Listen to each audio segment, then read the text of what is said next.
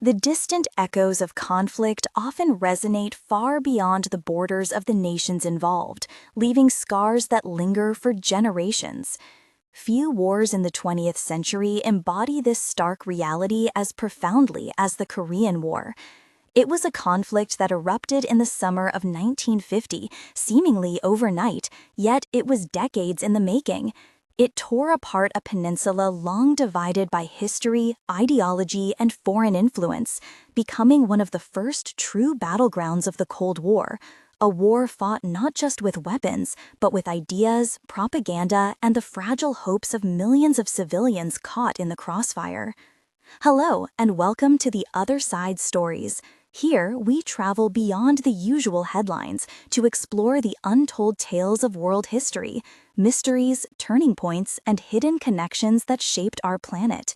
If you love discovering how the past still echoes in our present, you're in the right place. Let's uncover the other side of history together. To understand the eruption of hostilities on June 25, 1950, we must first look at the fractured history of Korea itself. For centuries, the Korean Peninsula had maintained its own distinct identity, culture, and traditions. Yet it was also a land frequently subjected to the ambitions of its powerful neighbors, from the Chinese dynasties to the Japanese Empire. The early 20th century saw Korea under the harsh yoke of Japanese colonization from 1910 to 1945, a period marked by forced labor, cultural suppression, and the painful erasure of Korean sovereignty. When the Second World War drew to a close, Japan surrendered unconditionally, leaving a vacuum of power on the peninsula, a power vacuum into which the superpowers of the emerging Cold War rushed without hesitation. Korea's liberation was far from a simple return to independence. The peninsula was split along the 38th parallel, a seemingly arbitrary line drawn by American planners in the final days of World War II, dividing it into Soviet-occupied North Korea and American-occupied South Korea.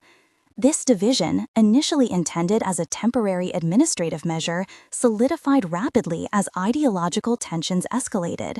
The North, under the leadership of Kim Il-sung, aligned closely with the Soviet Union, embracing a communist vision of governance. The South, led by Syngman Rhee, leaned toward the democratic, capitalist ideals supported by the United States. Both leaders harbored ambitions of reunifying the country under their own authority, setting the stage for the inevitable clash. By the late 1940s, skirmishes and border incidents became increasingly frequent. The Cold War, once a distant concept, was now a tangible threat on the peninsula. In both North and South, regimes consolidated power with an iron fist, suppressing dissent and promoting narratives of legitimacy and superiority. The people of Korea, exhausted by decades of foreign rule and war, were now caught in the ideological tug-of-war between superpowers, becoming pawns in a global struggle whose implications extended far beyond their borders. The tension was palpable, and the world watched with apprehension as rhetoric hardened into resolve and resolve edged closer to confrontation. On the night of June 24, 1950, North Korean forces massed along the 38th parallel, meticulously prepared and equipped with Soviet weaponry. At dawn, thousands of tanks and tens of thousands of soldiers surged southward, crossing the demarcation line and launching a full-scale invasion. The South, unprepared and under-equipped, was quickly overwhelmed. Seoul fell within days, and panic rippled across the southern regions. This sudden onslaught stunned the international community. For many in the West, the rapid North Korean advance was proof of communist aggression's relentless expansion, a demonstration that ideological conflict could ignite in a flash, far from the streets of Europe or the capitals of Asia. The United Nations responded swiftly. Under the banner of collective security, a coalition of forces, led primarily by the United States, intervened to repel the invasion. Troops from nations including Britain, Canada, Australia, Turkey, and several others arrived on the Korean Peninsula, transforming the war into an international endeavor. Yet the challenges were immense. Logistics, harsh terrain, and extreme weather conditions tested the resolve of soldiers from every nation involved. The peninsula's rugged mountains, unforgiving winters, and scorching summers created a backdrop as hostile as the human adversaries they faced. For the ordinary soldier, each day was a test of endurance, courage, and the limits of human will. One of the earliest turning points of the conflict was the daring amphibious landing at Incheon, orchestrated by General Douglas MacArthur in September 1950. In a masterstroke of strategy, UN forces landed behind enemy lines, cutting supply routes and threatening to encircle North Korean troops. This audacious maneuver caught the North Korean military off guard, reversing the momentum and driving the invaders back toward the northern regions. By October, South Korean and UN forces had pushed deep into North Korea, approaching the Yalu River, the border with China. The peninsula seemed poised for reunification under a UN-aligned government, but this rapid advance would trigger one of the most dramatic escalations of the war. China, fearing a hostile neighbor on its border, entered the conflict in late October 1950. Chinese People's Volunteer Forces crossed the Yalu River under the cover of night, engaging UN troops in fierce combat. The sudden influx of Chinese soldiers brought the war to a brutal stalemate, as entire units faced ambushes in mountainous terrain and cities became fortresses under siege. Casualties mounted on all sides. The war, initially perceived by some as a short conflict, became a prolonged and grueling struggle. Civilian populations suffered immensely, with mass evacuations, bombings, and famine-like conditions spreading across the countryside. Villages were destroyed, families were torn apart, and the psychological toll on the people of Korea was profound and enduring. The fighting in Korea was unlike previous conflicts in its intensity and scope. Trench warfare reminiscent of the First World War mixed with mobile tank engagements and guerrilla tactics in the hills and forests. Air power played a decisive role, as fighter jets and bombers sought to dominate the skies and disrupt supply lines. Strategic bombing campaigns devastated infrastructure, while precision operations attempted to target military assets. Yet, despite technological advantages, the human cost remained staggering. Every advance came at the price of thousands of lives, and the front lines shifted with agonizing unpredictability, sometimes advancing miles in a single day, only to be pushed back in the next. Beyond the battlefield, the Korean War had profound political implications. For the United States, it was the first major armed conflict of the Cold War era, shaping foreign policy doctrines for decades to come. The idea of containing communism became a guiding principle, with Korea serving as both a warning and a justification for future military engagements in Asia and beyond. For China, intervention cemented its position as a formidable force in global affairs, while demonstrating the lengths it would go to secure its borders. The Soviet Union, while not directly engaging in combat, provided critical support and strategic guidance to North Korea, maintaining influence without overt involvement. The war became a symbol of ideological contestation writ large, a microcosm of the global struggle between East and West. The human stories emerging from the conflict reveal the stark realities often obscured by strategic analyses. Ordinary soldiers faced unimaginable hardships, from brutal winter campaigns to relentless artillery barrages. Letters home, diaries, and memoirs recount moments of camaraderie amidst terror, acts of heroism overshadowed by the horrors of combat, and the enduring hope for survival and return. Civilians bore the brunt of the war, with countless families displaced, cities reduced to rubble, and famine spreading in both North and South. The psychological impact of witnessing friends and loved ones perish, of navigating a landscape torn apart by ideology and violence, would echo for generations, shaping Korean society long after the guns fell silent. As the war dragged into 1951, front lines stabilized near the 38th parallel, echoing the arbitrary division that had set the stage for the conflict. Negotiations began in earnest, seeking an armistice that could end the bloodshed while respecting the territorial and ideological realities on the ground. Yet diplomacy was fraught with tension. Both sides demanded concessions that were unacceptable to the other, and ceasefires were repeatedly broken, prolonging the suffering. The interplay of international politics, domestic pressures, and the demands of warring commanders created a complex web of obstacles to peace. The armistice talks would ultimately drag on for more than 2 years, even as the violence continued unabated. The role of media and propaganda during the Korean War also cannot be overstated. Governments on all sides sought to control the narrative, shaping public perception both domestically and internationally. In the United States, newspapers and radio broadcasts framed the conflict as a heroic stand against communist aggression, reinforcing support for military intervention. In North Korea, state media emphasized the threat posed by foreign imperialists, rallying citizens to the cause of national defense. China used the war to strengthen internal cohesion, portraying its intervention as a moral and patriotic imperative. The clash of narratives influenced public opinion, affected military morale, and underscored the war's status as a battlefield not only of soldiers, but of ideas and perceptions. The winter of 1951 brought with it a bitter cold that was as much an enemy as the opposing army.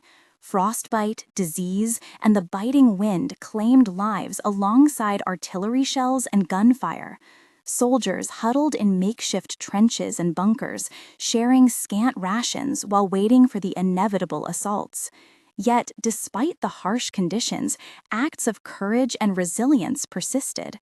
Small units executed daring raids, medics risked their lives to save the wounded, and countless stories of sacrifice unfolded in the frozen hills and villages.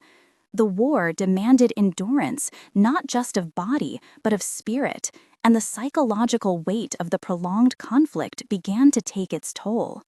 In the cities, civilians faced the unrelenting pressure of occupation, bombardment, and political coercion. Schools and hospitals struggled to operate amid the chaos, while marketplaces became scenes of improvisation as families scavenged for food and medicine.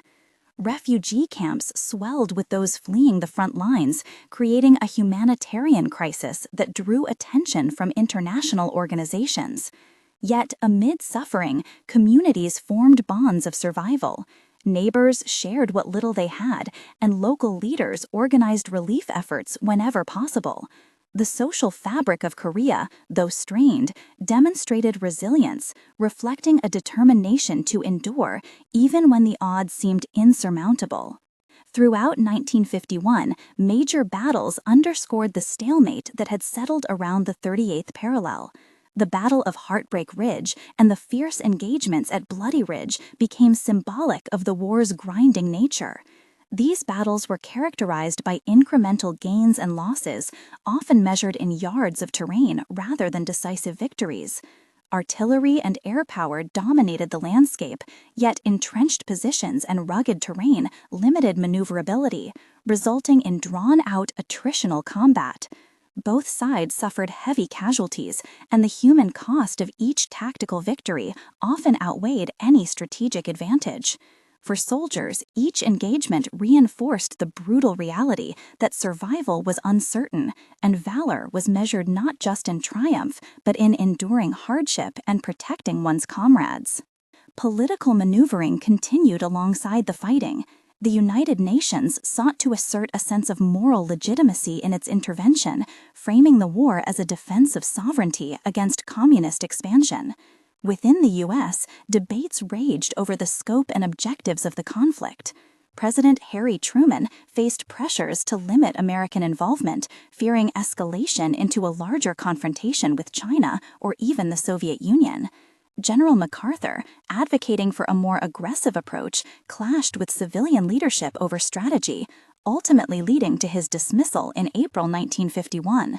This controversial decision highlighted the tension between military ambition and political prudence, illustrating the complexities of conducting war under the scrutiny of global opinion and domestic politics. On the northern front, Chinese and North Korean forces maintained a relentless pressure that exploited knowledge of the terrain and surprise tactics. Guerrilla operations disrupted supply lines, and entrenched defenses slowed the advance of UN forces. The willingness of Chinese troops to endure harsh conditions and their strategy of infiltration and ambush created a protracted and unpredictable battlefield. For soldiers on the ground, the distinction between friend and foe often blurred, and the fear of sudden attacks in the dead of night became a constant companion. The psychological strain, compounded by the harsh environment, contributed to a pervasive sense of exhaustion and uncertainty, testing the limits of human resilience. Amid the fighting, technological developments played an increasingly critical role. Jet aircraft, including the famed F-86 Sabre and the MiG-15, engaged in dramatic dogfights over the skies of Korea. Air superiority became a decisive factor, shaping supply routes and battlefield outcomes. Naval power projected force along the coastlines, with aircraft carriers and battleships providing bombardment and logistical support. Advances in communications and intelligence gathering allowed for more coordinated operations, yet the fog of war remained ever present. Despite technology's advantages, the human dimension, courage, decision-making under pressure, and the capacity to endure remained central to the conflict. By mid-1952, the war had entrenched into a stalemate. Peace negotiations, which had begun in July 1951 at Kaesong, dragged on with little progress. Disputes over prisoner exchanges, territorial control, and political recognition stalled meaningful resolution. Ceasefire proposals were repeatedly undermined by ongoing hostilities, illustrating the difficulty of reconciling military objectives with diplomatic compromise. Civilians and soldiers alike faced a seemingly endless conflict, with intermittent offensives and counteroffensives preventing any sense of finality. The protracted nature of the war began to influence perceptions globally, shaping attitudes toward Cold War conflicts and the responsibilities of superpowers in regional disputes. The human cost of the war was staggering. Estimates suggest that millions of Koreans, both military and civilian, lost their lives, and millions more were wounded or displaced. Families were torn apart, often never to reunite. Cultural and historical sites were destroyed, erasing centuries of heritage in mere months. For soldiers, the trauma of combat, loss of comrades, and exposure to the horrors of war left enduring psychological scars. Veterans returned home to societies struggling with reconstruction, while many civilians grappled with grief, poverty, and the challenge of rebuilding their lives in a landscape scarred by conflict. Internationally, the Korean War reinforced the ideological divide of the Cold War. It demonstrated that localized conflicts could rapidly escalate into proxy wars involving multiple powers. The United States, solidifying its commitment to containing communism, expanded its military presence in Asia, establishing alliances and bases that would influence the region for decades. China's intervention established its credibility as a major military power, asserting that regional security concerns could drive direct involvement even against technologically superior adversaries. The Soviet Union, while cautious, provided critical support, signaling the strategic complexity of Cold War diplomacy and the potential for indirect influence without direct engagement. Propaganda continued to shape the narrative of the conflict. Each side sought to depict itself as morally justified and the opponent as aggressive and illegitimate.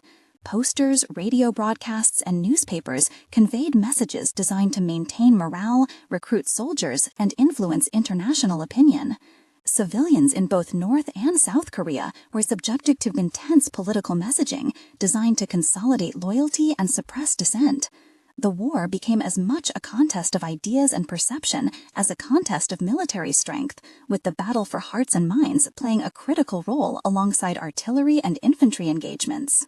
The armistice negotiations, conducted intermittently over the course of 2 years, highlighted the intricate interplay of military, political, and humanitarian concerns. Discussions over the repatriation of prisoners of war proved especially contentious, with both sides unwilling to compromise on principles that were deeply tied to national honor and ideological belief. The involvement of neutral observers and intermediaries illustrated the complexity of achieving consensus in a conflict where ideological, strategic, and humanitarian interests collide. While battlefield engagements continued, these talks gradually laid the groundwork for an eventual cessation of hostilities.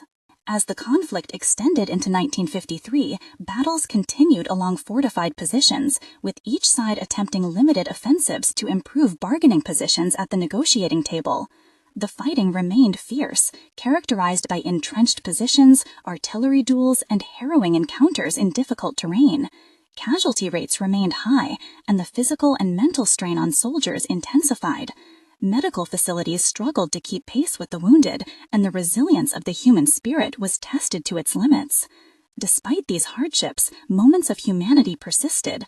Acts of mercy, small gestures of solidarity, and the determination of individuals to maintain dignity amid chaos. The war's impact on Korean society cannot be overstated. The division of the peninsula was solidified, families were split across borders, and ideological differences hardened into generational legacies. Reconstruction efforts began amid uncertainty as governments sought to stabilize economies, provide for displaced populations, and rebuild infrastructure. International aid, military assistance, and local initiatives all contributed to the slow process of recovery, yet the scars of war, physical, psychological, and social, remained visible for decades. The Korean War, often referred to as the Forgotten War, left a legacy of trauma and resilience that continues to shape the peninsula today. By the spring of 1953, it was evident that the Korean War had settled into a grueling stalemate. Both North and South Korean forces had dug deep into their positions, transforming the landscape into a network of trenches, bunkers, and fortified strongpoints. The front lines, running roughly along the 38th parallel, became a frozen symbol of the arbitrary division that had first sparked the conflict. Each side launched limited offensives, attempting to seize small advantages or strategic points, yet gains were temporary, often measured in yards rather than miles. The war, which had begun with rapid movement and dramatic breakthroughs, had evolved into a war of attrition, testing endurance, patience, and resolve. Civilians remained trapped in the crossfire, with entire communities destroyed and livelihoods decimated. Refugee camps continued to swell, housing those displaced by constant bombardments and shifting front lines. International humanitarian agencies faced immense challenges, struggling to provide food, shelter, and medical care amidst active conflict. Families were often separated for months or years, and the psychological trauma of living under the constant threat of violence left deep and lasting scars. Stories of courage emerged amid despair, with ordinary people navigating perilous terrain, braving enemy lines to rescue loved ones, and maintaining traditions and hope in the face of relentless disruption. In the capitals, political and military leaders navigated a complex web of strategy, diplomacy, and public opinion. President Dwight D. Eisenhower, newly elected in 1953, pledged to seek an end to the war. His administration faced the dual challenge of maintaining U.S. credibility and deterring further communist expansion, all while avoiding a broader conflict that might engulf the region. Back-channel communications, symbolic gestures, and international pressure gradually paved the way for a negotiated resolution. Negotiators contended with questions of territorial control, prisoner exchanges, and the political future of Korea. Each issue reflected broader Cold War dynamics, where ideological imperatives intersected with humanitarian concerns and the desire for stability. The armistice, finally signed on July 27, 1953, marked the cessation of open hostilities, but did not formally end the war. The agreement established the Korean Demilitarized Zone, DMZ, a heavily fortified buffer roughly following the original 38th parallel. Both sides agreed to halt offensive operations and exchange prisoners, yet no formal peace treaty was signed. The peninsula remained divided, its people separated by barbed wire, minefields, and an uneasy truce that would endure for decades. For many Koreans, the armistice was a bittersweet resolution, a relief from ongoing violence, yet a reminder of the unfulfilled dream of reunification. The consequences of the war extended far beyond Korea's borders. Globally, it reaffirmed the United States' commitment to containing communism and shaped the trajectory of American foreign policy throughout the Cold War. Alliances such as the U.S.-South Korea partnership and broader security agreements in Asia were strengthened, establishing frameworks for future engagements in Vietnam, Taiwan, and beyond. China's intervention showcased its military capabilities and willingness to assert its strategic interests, altering regional dynamics and influencing global perceptions of the communist bloc. The Soviet Union, while avoiding direct combat, maintained its influence over North Korea, reinforcing the notion that proxy wars would become a defining feature of the Cold War. The human cost of the Korean War was staggering. Estimates suggest that between 2 and 4 million Korean civilians perished, along with over 1 million soldiers on both sides. The widespread devastation of towns, villages, and infrastructure left a legacy of hardship that persisted long after the guns fell silent. The war also produced millions of refugees, many of whom resettled in distant countries or were internally displaced. Families remained divided across the DMZ, a separation that continues to affect social and cultural dynamics in Korea today. The psychological impact on both soldiers and civilians, including trauma, grief, and the long-term effects of displacement, became part of the collective memory of a nation scarred by conflict. Cultural and social life in both North and South Korea was profoundly shaped by the war. In the North, the regime solidified its control, emphasizing collectivism, ideological education, and loyalty to the state. The South, with U.S. support, embarked on political and economic reconstruction, developing a framework that would later enable rapid industrial growth. Yet both societies faced challenges stemming from the wartime experience: disrupted families, damaged infrastructure, and the need to integrate returning soldiers into civilian life. Literature, art, and oral histories from this period reflect the trauma, resilience, and enduring hope of a population seeking to rebuild amid the ruins. The legacy of the Korean War also influenced military doctrine and strategy. Lessons learned in logistics, combined arms operation, air power integration, and urban combat informed military planning for future conflicts. The war demonstrated the importance of terrain, weather, and local knowledge in operational success, as well as the psychological toll on soldiers engaged in prolonged, indecisive battles. Veterans from both sides carried these lessons into subsequent conflicts, influencing training, doctrine, and the understanding of modern warfare in ways that extended far beyond the Korean Peninsula. Internationally, the Korean War reinforced the notion that the Cold War would often manifest in regional conflicts, where superpowers engaged indirectly through support, advisors, and strategic influence. It established precedents for United Nations intervention in military conflicts, illustrating both the potential and limitations of collective security. The war also highlighted the complexities of negotiating peace when ideological differences were profound and non-negotiable, setting patterns that would be observed in conflicts throughout the second half of the 20th century.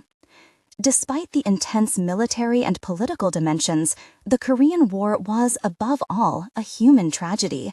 Ordinary people endured bombardment, famine, and displacement, often with little recourse. Soldiers experienced the horrors of combat, witnessing the loss of comrades, enduring injury and illness, and facing moral dilemmas that tested their humanity. The psychological and social consequences of the conflict resonated long after the armistice, shaping Korean identity, collective memory, and intergenerational narratives of resilience and suffering.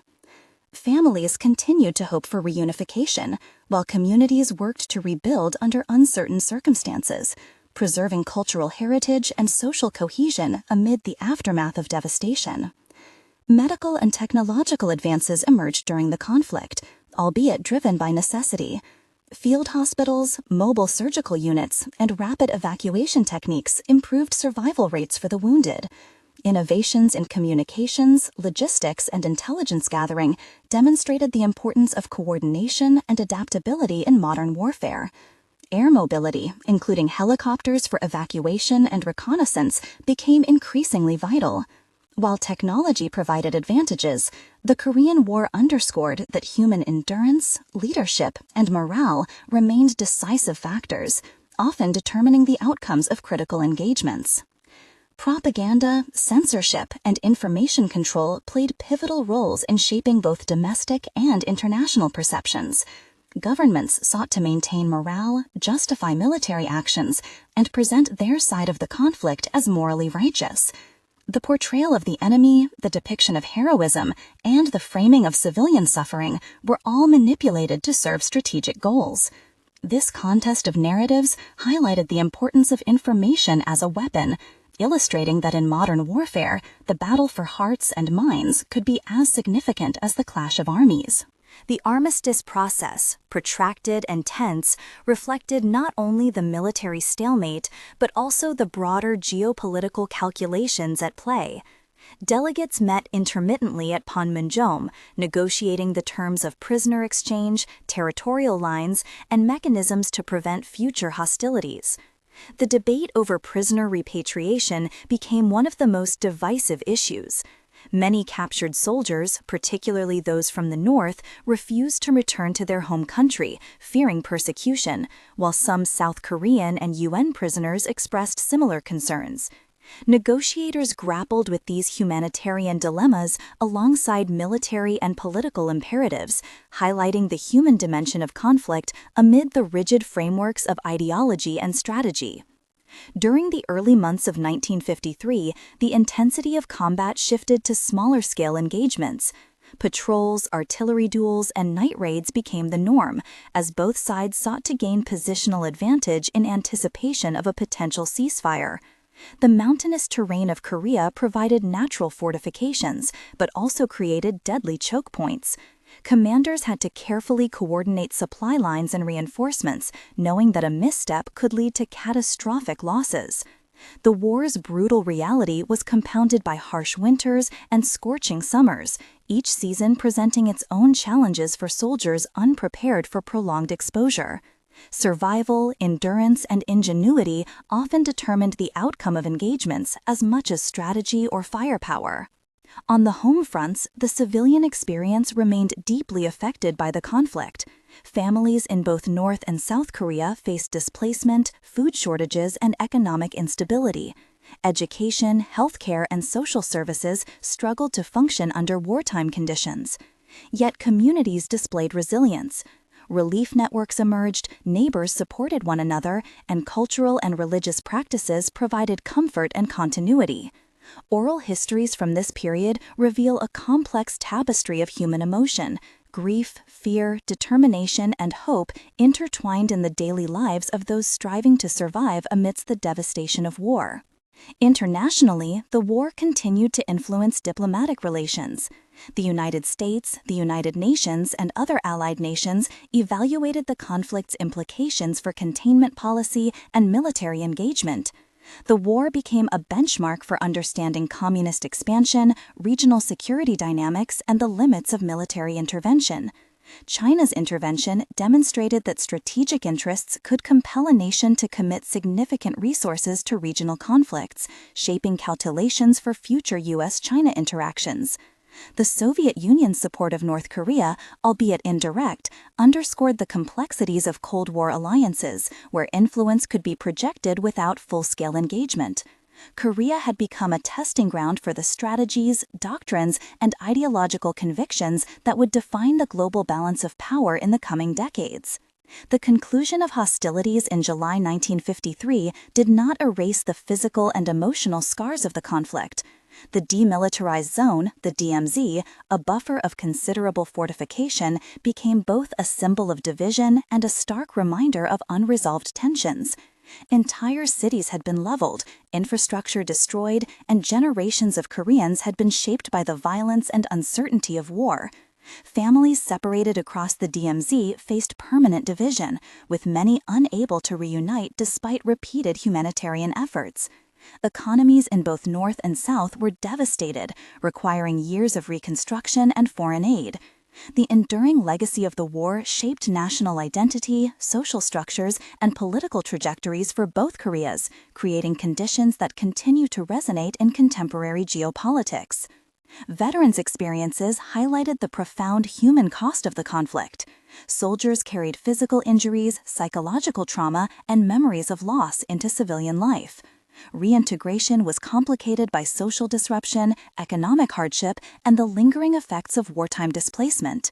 Memoirs, letters, and personal accounts provide vivid insights into the daily realities of combat, the bonds formed under extreme circumstances, and the enduring struggle to reconcile the horrors witnessed with the need to resume ordinary life. The Korean War, often overshadowed in global memory, left an indelible imprint on those who fought, those who survived, and those who bore witness to the suffering of a divided nation. The war also catalyzed significant developments in military medicine and technology. Field hospitals became increasingly sophisticated, employing advances in trauma care, triage, and evacuation. Medical personnel developed new techniques to address combat injuries, frostbite, and disease, while logistical innovations ensured more efficient movement of troops and supplies. Air mobility, particularly the use of helicopters for reconnaissance and casualty evacuation, demonstrated a new dimension of operational capability. Yet, despite technological progress, human courage, adaptability, and endurance remained central to survival and effectiveness on the battlefield.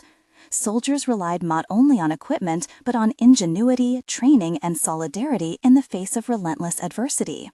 Education and cultural reconstruction became critical concerns in the war's aftermath.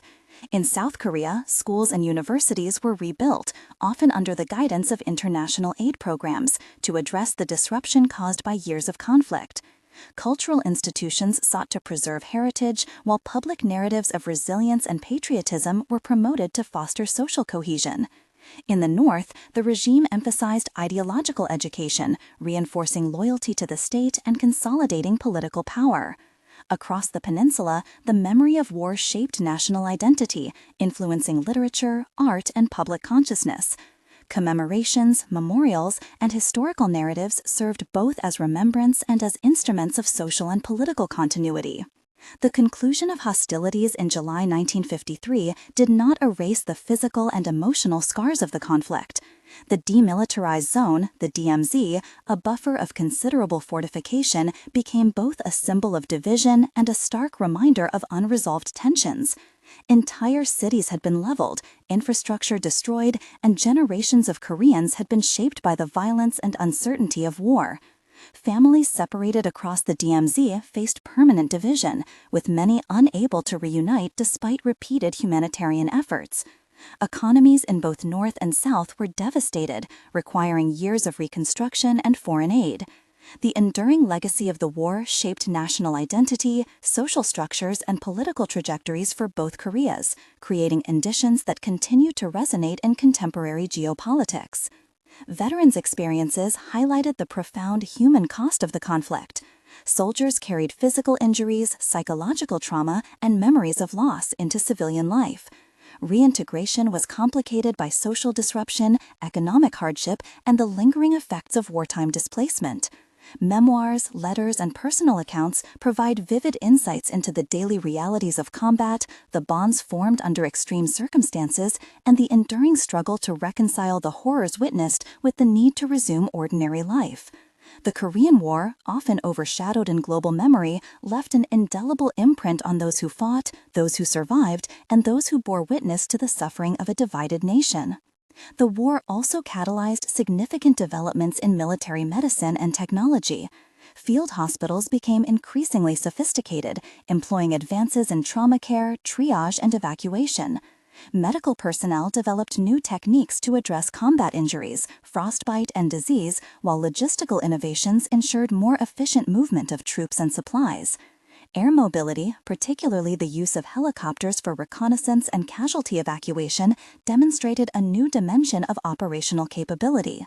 Yet, despite technological progress, human courage, adaptability, and endurance remained central to survival and effectiveness on the battlefield. Soldiers relied not only on equipment, but on ingenuity, training, and solidarity in the face of relentless adversity. Education and cultural reconstruction became critical concerns in the war's aftermath.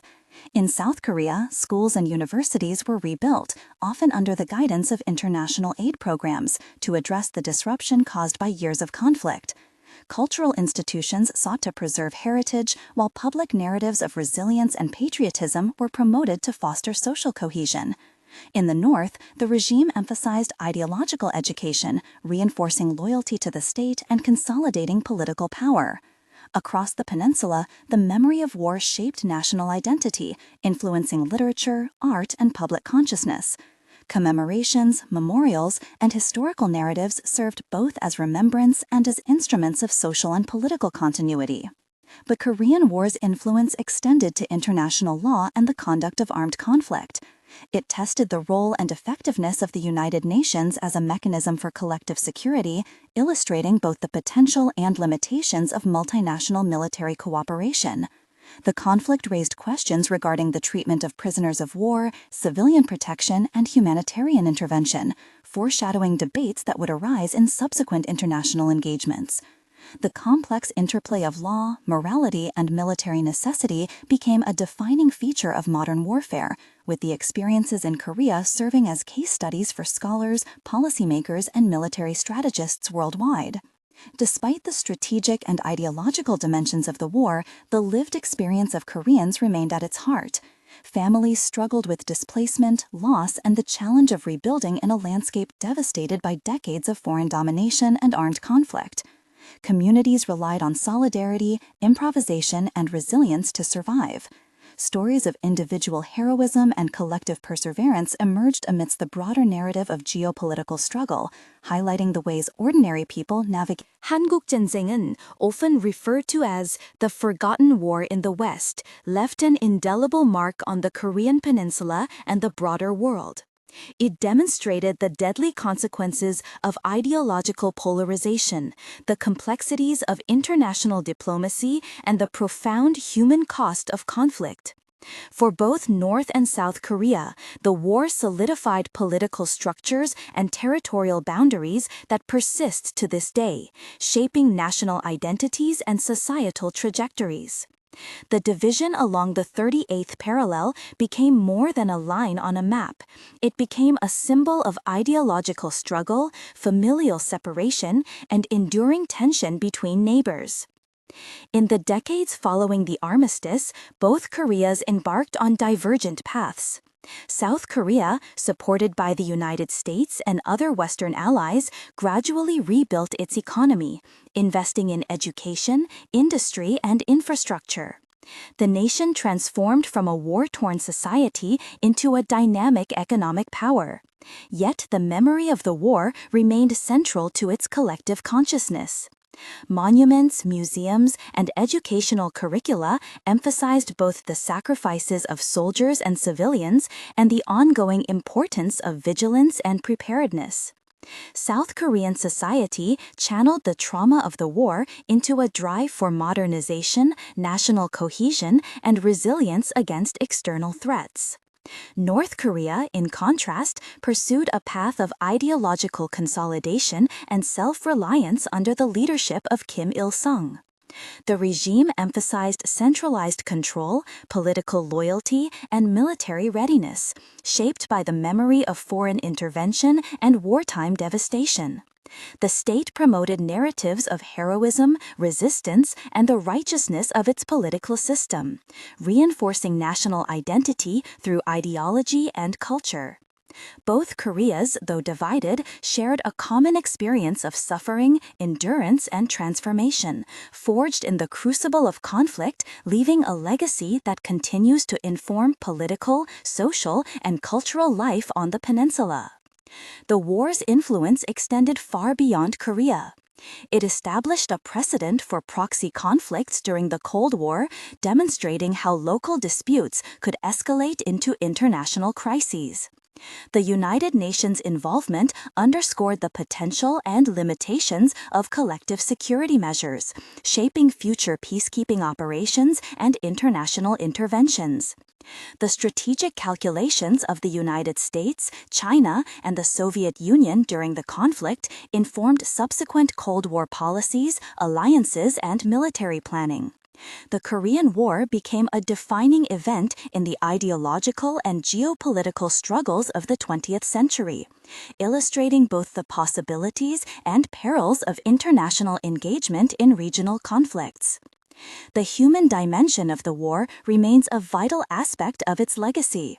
Millions of civilians endured displacement, famine, and loss, while countless soldiers faced injury, trauma, and the moral challenges of combat.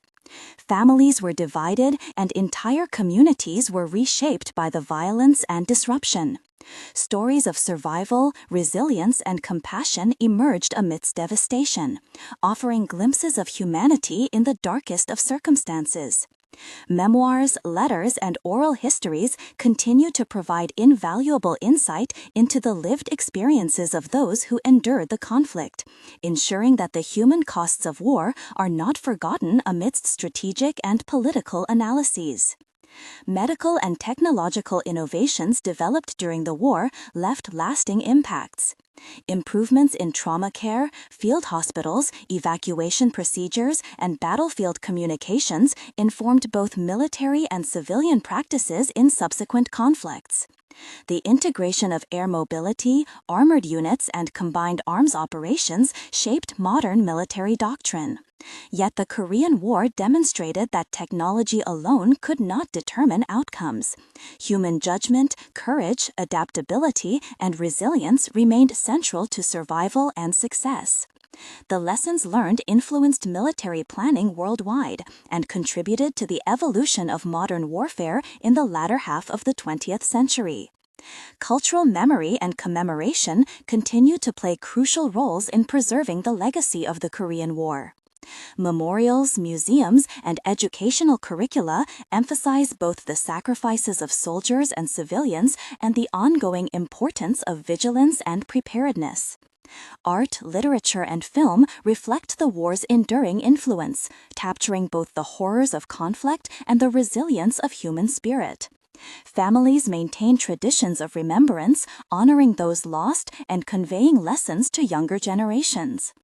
The war remains a potent symbol of division, endurance, and the enduring struggle for peace and stability on the Korean Peninsula. Even decades later, the Korean War influences contemporary geopolitics. The division of the peninsula, the presence of the DMZ, and the ongoing tensions between North and South Korea are all rooted in the outcomes of the conflict. Diplomatic, economic, and military considerations continue to be informed by the lessons of 1950 to 1953, as leaders navigate the delicate balance between deterrence, engagement, and reconciliation. The war serves as a stark reminder of the consequences of ideological rigidity, the challenges of international intervention, and the importance of addressing humanitarian concerns amidst political and military objectives. The war's legacy is also evident in the global discourse on human rights, refugee protection, and the treatment of prisoners of war. International conventions, policy frameworks, and humanitarian strategies were influenced by the experiences of civilians and combatants during the Korean War. The complexities surrounding forced displacement, repatriation, and civilian suffering highlighted the need for comprehensive international responses in conflict situations.